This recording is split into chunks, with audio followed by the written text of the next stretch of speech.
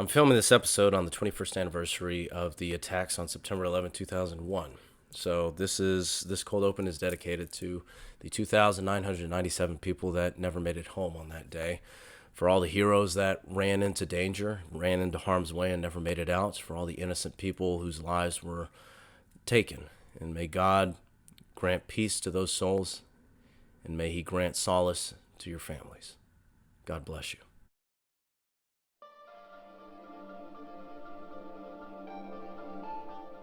Welcome to Rumble Book Club. I'm your host, Mike Hernandez, and this is the show where a normal guy like me can talk about interesting books I've read, old and new, good and bad.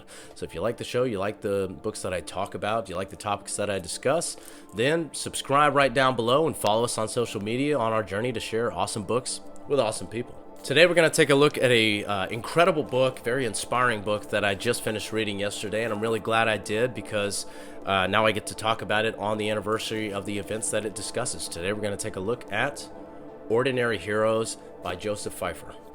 Pfeifer is the founding director of the Fire Department in New York's Center for Terrorism and Disaster Preparedness. His career with the FDNY has spanned 37 years, and his role of leadership during the attacks of 9/11 have made him one of the most well-known firemen in our modern era as a result.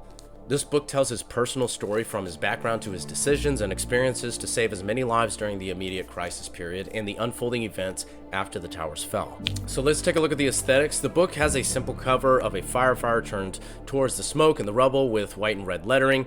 It's to the point, not very busy, and certainly grabs your attention from the bookshelf. So as far as the aesthetics go, very good score, 9 out of 10. Looking at the readability, Pfeifer is a talented and meticulous storyteller and allows the narrative of what happened to flow seamlessly with occasional connection points he makes with his past. He's pensive with the occasional bits of poetic imagery, and he breaks the book up into workable chapters.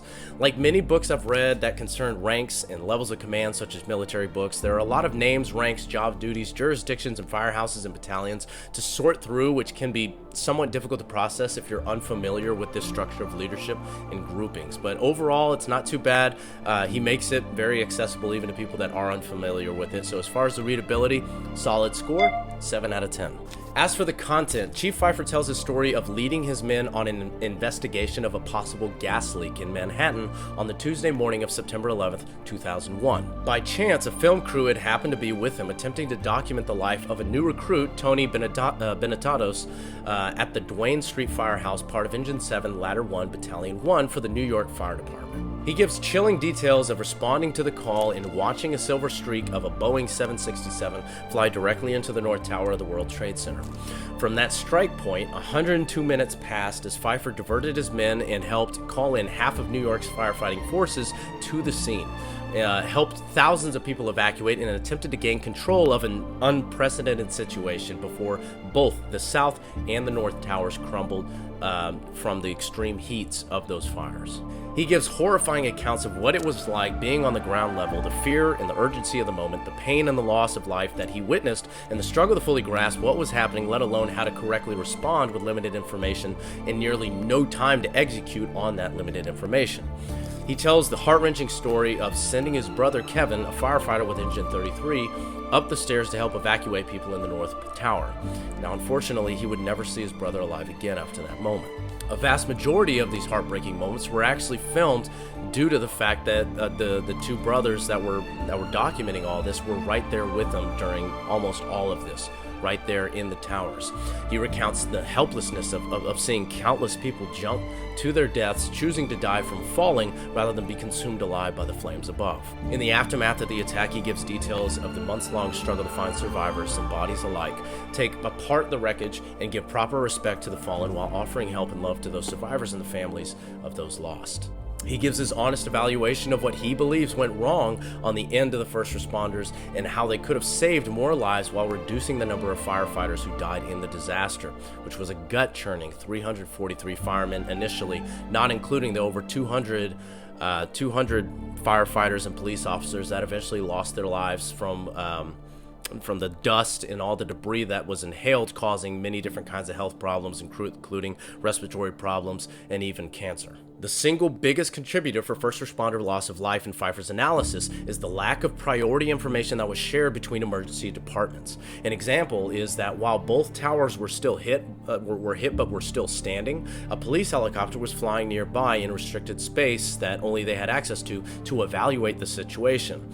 They relayed information to NYPD that the tower showed an imminent threat of collapsing. By their own account, the top part of the tower was literally glowing red from the heat, and to evacuate all NYPD officers.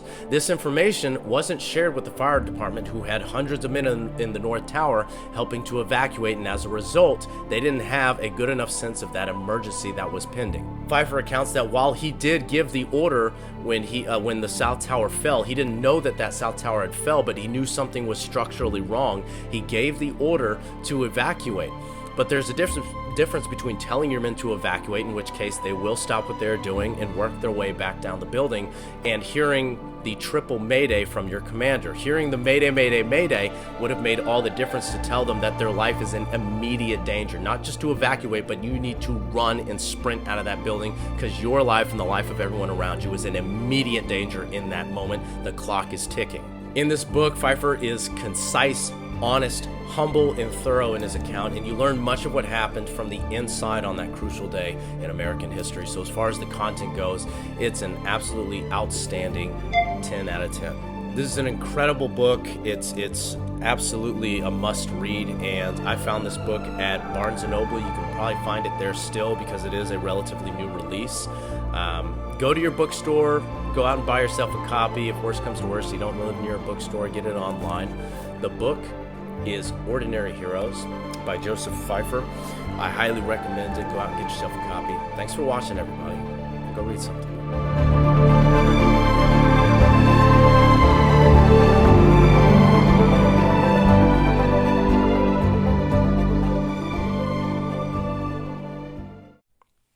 Hey RBC fans, if you want to support the show in our mission to share great works of writing with the world, scan the barcode to make a generous donation, and if you donate $50 or more and leave a book title in our comments, I'll even feature your book choice on our next episode.